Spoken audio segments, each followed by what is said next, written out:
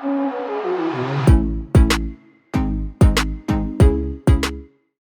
guys, welcome to this new video tutorial. In this video tutorial, I will show you the easiest way how you check Windows version. So if you have Windows 7, 8, 10 or 11 and you would like to see the version or the build, then this video is for you.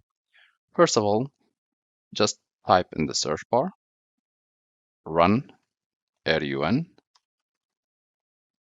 Once you see the run application, click on it to open. This application is available in all Windows versions. Next step, you want to type msinfo32. Once done, hit enter to open the application. Make the window bigger. And here you will see in the top, operating system name or OS name, Microsoft Windows. In my case, it's 11 Pro. You might have 10, 7 or 8 or even XP. Next step, check your version. I have the version 10.0.22.621 build 22.621. This is my version or my build of Windows operating system.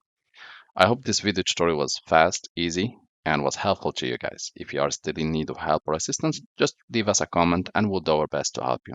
If you would like to help us and encourage us to make more video tutorials, then just click like and share.